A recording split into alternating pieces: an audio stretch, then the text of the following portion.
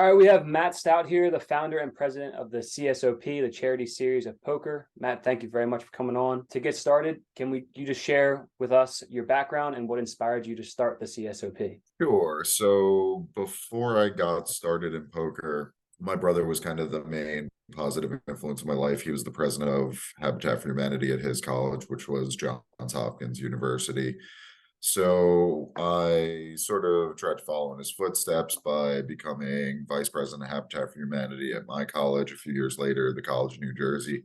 That happened to be right at the time of the poker boom. So I did a charity tournament on campus in 2004. So, I mean, literally a year out from Moneymaker winning the main event, I did what I now consider CSOP number zero. It was a $10 rebuy for Habitat for Humanity at the College of New Jersey with a bunch of broke college kids, where we somehow raised over $1,000, and which is a big accomplishment when you're dealing with broke college kids. Got some donated prizes, and we had a blast doing it. So a couple of years later, I turned 21, started playing poker for a living and traveling on the tour immediately. Made a lot of connections with people at different venues and different pros on the tour. Then I ended up becoming a sponsored pro for Borgata in Atlantic City and Hard Rock Hollywood in Florida in 2014. So I kind of leveraged that to get them to give us free food and beverage, discounted tournament fees. They would only charge us 20 a person, and they would comp all the food and beverage. They weren't even recovering it at cost. And then they went above and beyond and like paired it with their World Poker Tour events or their big Sherpo main events.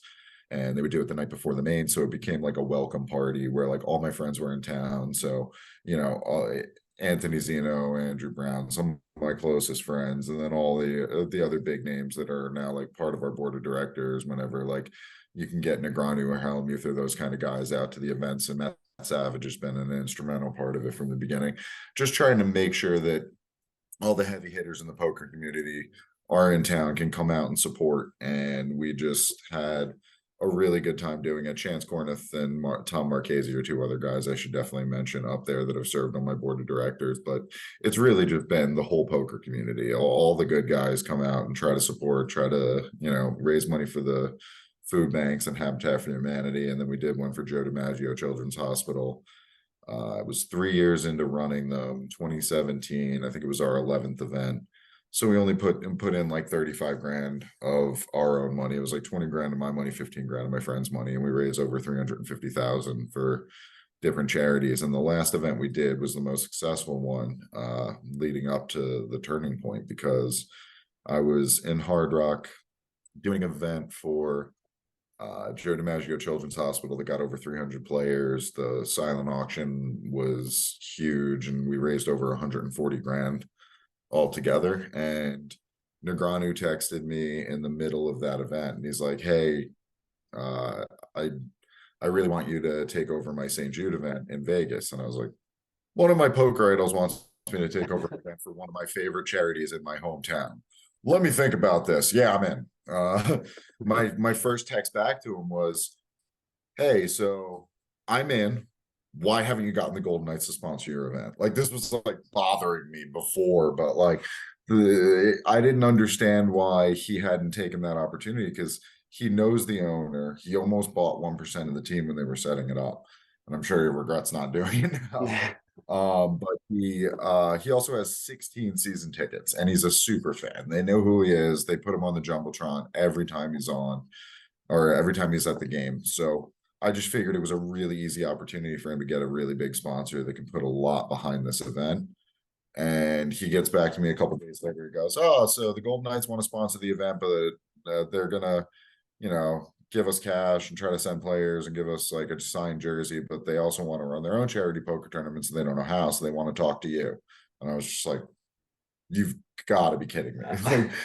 It was like a dream come true for me. I grew up playing hockey. I was already a season ticket holder for the Knights.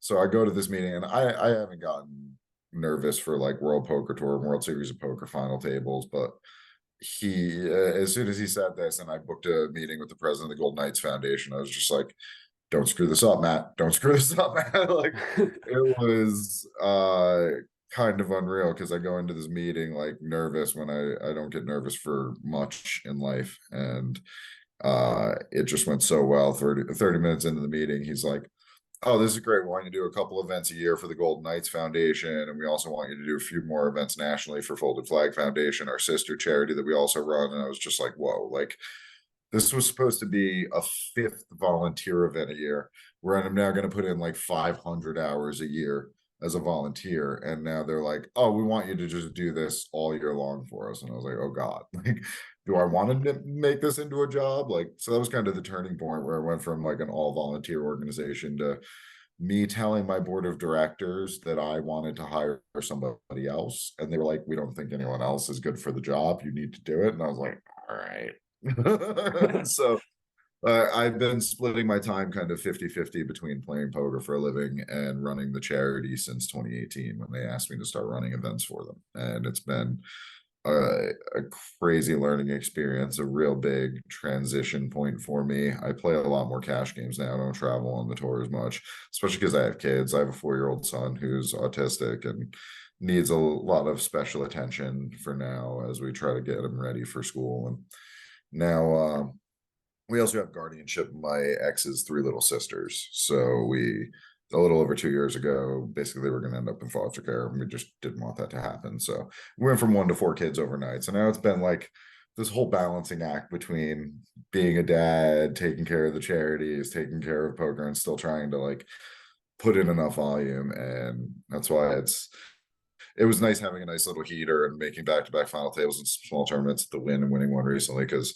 I just haven't even been putting in the kind of volume that you need to do well in tournaments, and just went on a heater as soon as I went back to playing them. But it's been a fun transition to PLO cash, and just a whole life transition and journey as I went from, just coming straight out of college playing poker for a living to actually applying everything that I was learning about business that never really had a chance to. But now I have my hand in operations management and all of it. And it's kind of been a really fun journey, especially because now we have Nevada Gaming Control Board clearance. We have our own equipment dealers. We run the operations ourselves and save the charities money that way. And we just have all these amazing sponsors, players, athletes, celebrities on board. And it's been quite a journey. Yeah, that's wow, Matt. That's an insane journey. The last 10 years must have been like, I can't even imagine. That's crazy. That's crazy. So 2014 is when you were your first event that you ran just like with college buddies, correct? That was the first event that we did for 3 Square Food Bank. That was CSOP #1. That was really after Okay. I started the nonprofit.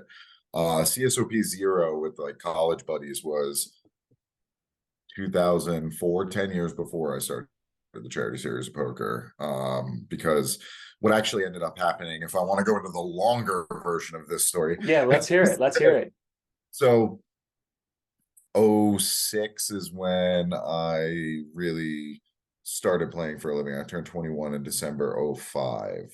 It was like mid 2004 when we ran the event at my college.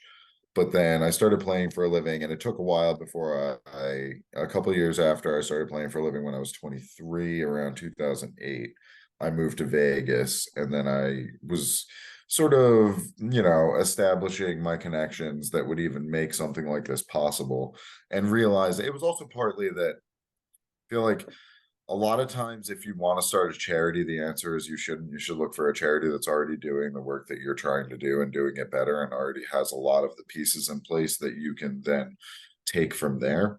But with CSOP, like, there was no organization that was really trying to run charity poker events across the board for different nonprofits. There was no one.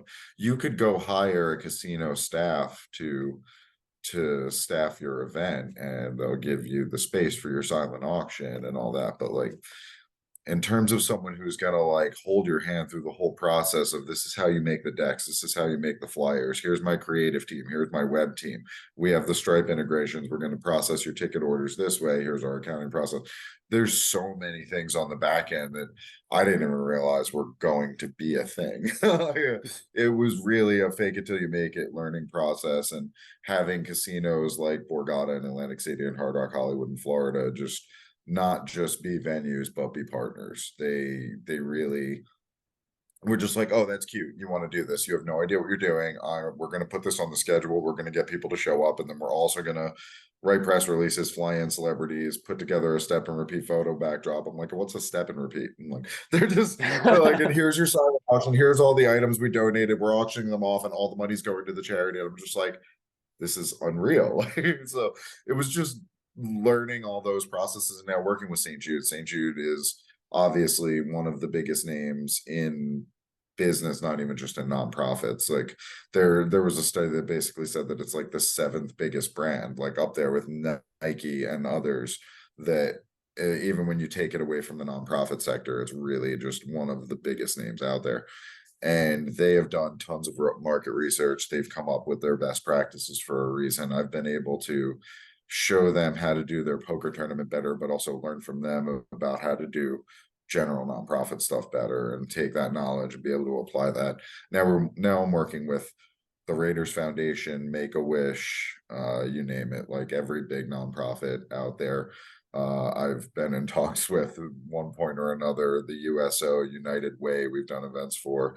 Haven't done USO yet, but I've been in talks with them. Like there's a ton of them. Like anyone who's doing good work and doing it effectively and has a good mission, I want to help them do a charity poker event if they have the capacity for it and want to do it, because a lot of them are just intimidated by the idea of doing an event where, you know, they might mess something up and piss off gaming or just not do it correctly and not raise money properly. And a lot of them just wasted a lot of money and didn't know what they were doing. So kind of just seeing that gap in the market and just being like, this was something that I would love to be able to help different charities do.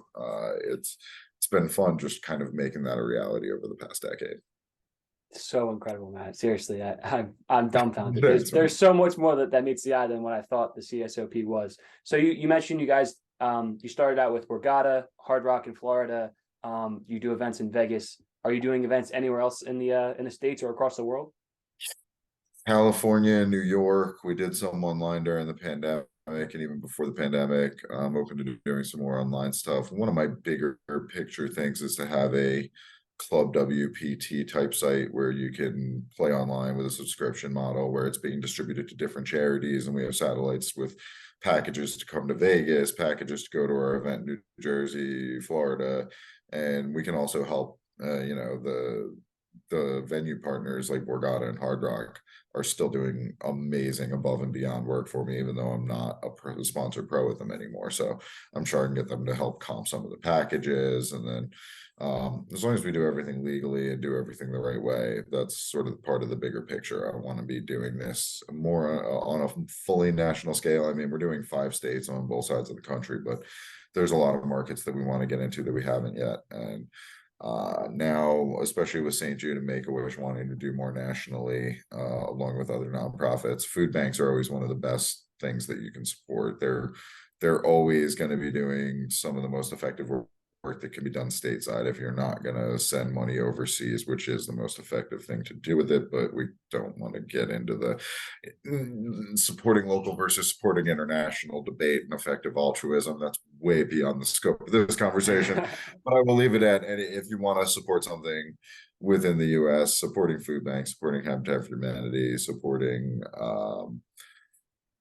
St. Jude, supporting your local children's hospital, those are some of the best things. I know medical gets a little more expensive and not as quote unquote effective, but one of the things with St. Jude is you're supporting an organization that is freely sharing all of their research so that all the protocols developed by St. Jude can be used internationally by anyone in the medical profession can create a login and look at every bit of research that they've ever done there. A lot of for-profits and even nonprofits are more protective of their medical research and won't just freely share it like that. So there's a lot of really good work that you can be doing, but definitely food banks is one of the most effective. I forgot where I was going before I went on to my little effective altruism tangent. We were talking about really good all the time. No, yeah, this is great. I mean, I don't even have to be here. You're doing amazing as an interview. You just got to put me back on track from time to time. We'll be good to go. No, it's fine. It's totally fine. Let's talk a little bit about the event that is coming up next Friday. It's the 13th, I believe. The Vegas Golden Knights Alumni Association is going to be the charitable organization that is going to that you guys are benefiting. What can fans expect? How can they get involved? And yeah. So yeah, this is the first time that we've worked with the Golden Knights Foundation, our alumni association now post-pandemic. They're separate organizations, the alumni associations being formed now. So Derek England was sort of the unofficial first captain of the Golden Knights. He gave the impassioned speech about being a Vegas local and having his kids there and helping the Vegas community rebuild after the October 1 shooting, which was like a little over a week before their first home game ever. So it was definitely, he's been a big part of the Vegas community, and it's kind of cool to see him not only heading up the Golden Knights Alumni Association now, but he's also coaching 5 and under hockey and is probably going to be coaching my son soon, which is awesome. It's like one of the most wholesome things I've ever heard. Uh, so the Knights Association has identified 3 main areas to dedicate their efforts: first responders, underserved youth, and assistance for the undernourished community. So they're going to be doing a lot in the community in terms of helping people like me. I grew up like relatively poor, and the only reason I was able to play ice hockey growing up is that I happened to go to the only public high school in New Jersey that had an ice rink on campus. So we didn't have to pay hundreds of dollars an hour for ice time and thousands of dollars a year just to be on the team. And it was one of the things that kept me out of trouble, and was probably a big part of why I'm here actually benefiting the world now instead of doing what I probably would have ended up doing instead. And I'll just leave it at that. But yeah, they're doing a lot of awesome things. This is one of their first events. They've only been operating for about a year now, and I'm honored to be a part of what they're trying to do in the community. We have a long list of former players along with the broadcast team that's going to be at the event. Pulling up the list now. We have Derek England is the president of the organization. Shane Knighty is one of the broadcasters who used to play for the Boston Bruins and some other teams in the NHL. Is a retired player who's the VP. Paul Stasny is a retired player who played with Golden Knights for a while. He's going to be there as well. Lincoln Kennedy is actually a Raider alum who won our Raiders Foundation CSOP event and had such a blast that he tries to make it to every one of our events now.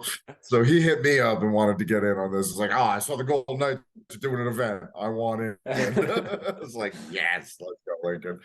Then we have the whole broadcast team pretty much. We have Darren Millar, Darren Elliott, Gary Lawless, JF Joffe, Randy Burridge, Rod Buskus, Dave Goucher, all coming out. They're all going to be bounties at the event. So we'll have special prizes and bounty medals on them. We'll have one of them at each table, and just going to have everyone gunning for them with the bounty on their head. And everyone's playing for a 10K main event seat. It's a $300 buy-in that includes your silent auction cocktail hour, open bar, food, and your initial chip stack. We do $100 rebuys for the first 2 hours and add-on break after that, and then 15-minute levels throughout. Get the whole thing over with in 5-6 hours, and just have a blast doing it. Everyone has a good time, and eventually someone wins a main event seat, but most of everyone's just there to have a good time, raise money for charity. So it's a very different vibe. You get like one time we had an entire table at the Three Square Food Bank event that was all in blind the first hand. They're like, it's for charity.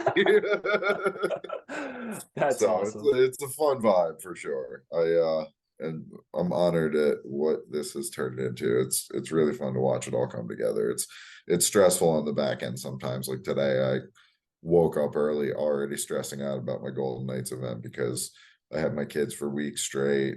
Then my son got sick, and I just need to play catch up, make sure we promote this thing properly, get everything in place, and that we put on a good show. Because I'm a perfectionist, and it's really stressful running something with this many moving parts as a perfectionist. So the more I get everything together pre-event, make sure that all the pieces are in place, the less I have to stress out and be embarrassed day of.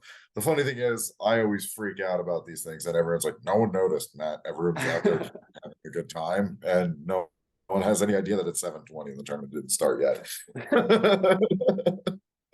It sounds like you put on some amazing events. The journey that you've shared is, I mean, my jaw would be on the floor if it was possible. It seems like there's so many different full circle moments that you've had with the CSOP, between the Vegas Knights and you being very intimate with hockey, St. Jude, and you working with them very closely. Is there anything that stands out? Any kind of experience that was like, wow, like this is happening to you, or anything like that? It's really stupid, but like the the one part that comes to mind right now at the top of my head, even though in the moment it's just like a dumb celebrity moment. So at the St. Jude event, which is like the crowning achievement of our success, we did 359K in 2019. The next time we got to run it is 2022 when we did 381K. Now we teamed up with the Anne Fontaine fashion show that they've been running out here that did 460K while we did 383K last year. And we combined, that was the event we actually went to the wrap dinner and celebration and meeting and figuring out what we can do better next year. We had that whole meeting last night, including the regional Southwest director of St. Jude flew in for it. We did 757K in revenue with that event. And at that event, which is obviously by far the most stressful one of my year, also hits home because I lost my 2-year-old grandnephew to cancer in Oh, June I'm so sorry to 2020. hear So that, that man. event, thanks. So that event's how I honor his memory. It means more to me than anything. So, and like once we I don't play the tournament until rebuy hour is over. Usually everything is like finally settled. Things are going smoothly. We're closing the silent auction. All the revenue is monetized. I don't have to worry about the cash flowing around the room and making sure all the rebuys are accounted for and handled. The add-on chips get out there when I finally got to that point, hopped in the tournament, and sometimes I don't even play anymore because I'm still just stressing out and handling things. I hopped in the tournament, I'm getting a massage, finally having a drink and relaxing.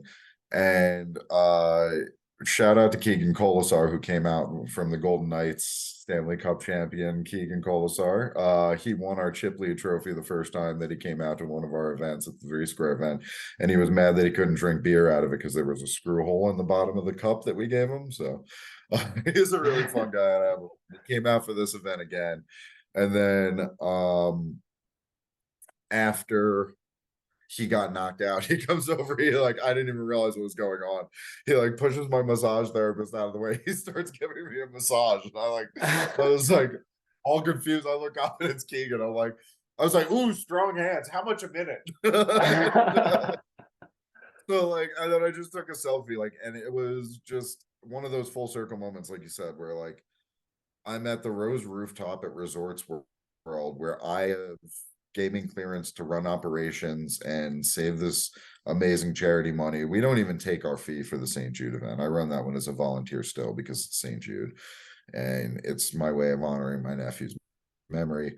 And like, it's so stressful leading up to that on so many levels. So for everything to have finally kind of like gone off without a hitch, it's my favorite charity that means the most to me. We finally got this event to go off as a full combined event, a weekend long experience, and this was the last of the weekend of events.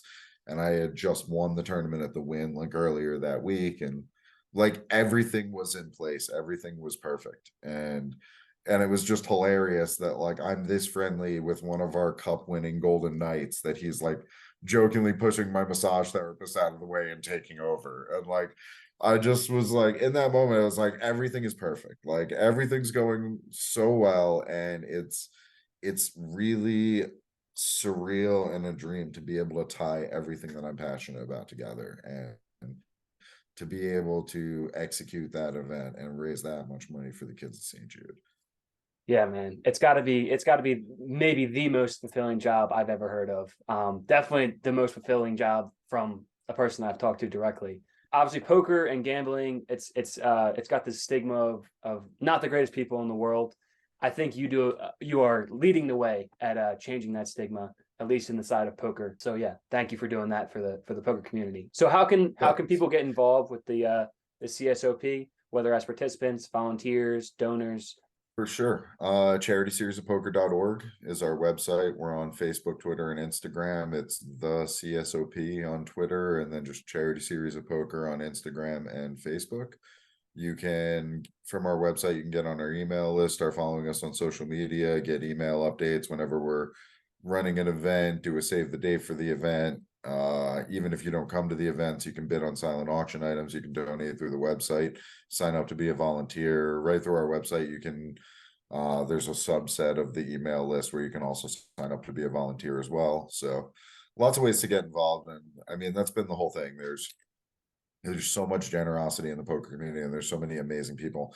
And I wouldn't say that I'm leading the way, but I'm happy to be some small part of the positive force that's going on in the community. So, and I try to make it easy for people to give back. That was the whole idea. Like, I knew that if I build it, they will come, right? Like, I wouldn't have done this if I couldn't count on all my friends to show up every time. Like, they book their flights around making sure that they're going to be at the venue in time, and that's unreal to me. And just seeing the whole community come together, sponsors, now athletes, celebrities, it's crazy to me.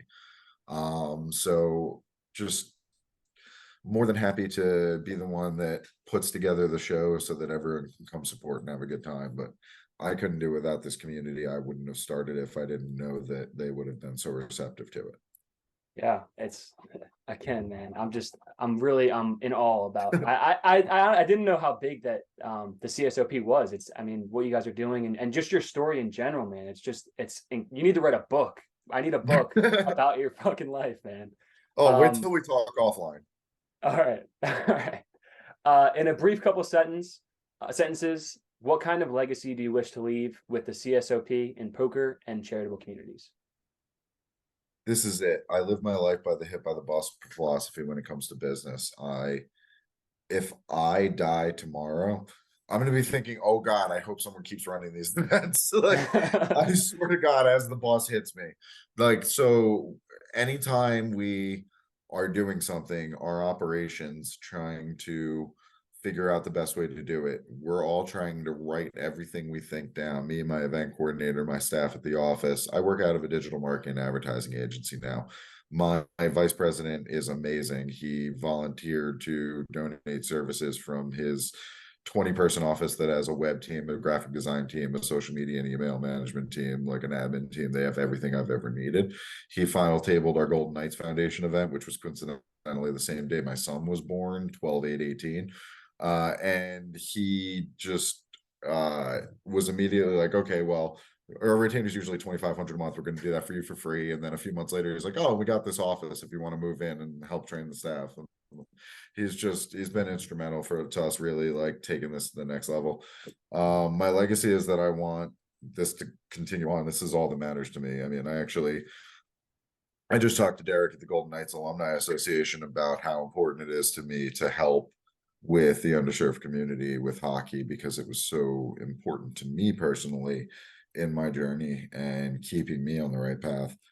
But aside from that, it's just making sure that the recipe is there for any charity that wants to run a charity poker event and do it effectively and correctly and not waste money and do it by the book and run a proper tournament.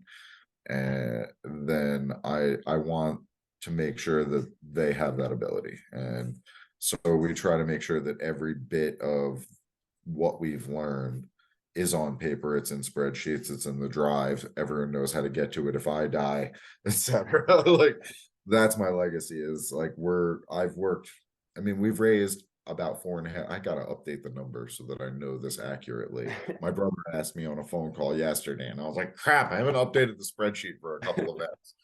But we've raised somewhere in the neighborhood of $4.5 million now across 53 events. And every time we do an event, I learn something that we could have done better, that we could have raised a little bit more money, that we could have saved money here or there, which is just as good as raising it.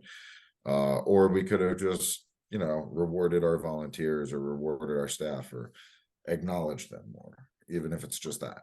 There's always something that we could do better. And I have notes on my phone from every event, and we're always trying to make it better. And I'm always trying to make sure that that legacy is going to live on, that the next person is going to be able to run these events correctly. And a lot of people, I get calls from small nonprofits that are like, oh, well, we can't afford to run an event on your level or bring you out here, whatever. So, like, well, like, you're probably not going to want to talk to us. It's like, here, like, schedule a free consulting call. As long as you're doing what you say you're doing and have a good mission, or have the people with their hearts in the right places trying to do the work, like, I'll help you for free. I can't fly out there for free, but like, I can get on a call and tell you, this is why you want to run a silent auction. This is why you want to run a 50-50 raffle. This is how you make sure you don't piss off gaming. Like, can do whatever I can to try to at least impart a little bit of the knowledge that I've worked my ass off to get, because I could have made a lot more money just I know people think I've made it so much money in poker, but like, if I applied myself in business, went into finance, went into Wall Street, did something that was miserable that I didn't want to do just for money, I could make a lot more money. The fact that I'm putting my energy into what I'm putting my energy into, I need this to be carried on and to be used as effectively as possible and replicated, and for it to continue to do what I've set out for it to do in order for me to feel fulfilled. Last thing I have for you, and then I'll let you go. What is the one thing you wish more people knew about the intersection of poker and charity? Ooh, I like this. Damn. That supposedly charity took over, or poker took over for golf years ago as like the biggest fundraiser for charity.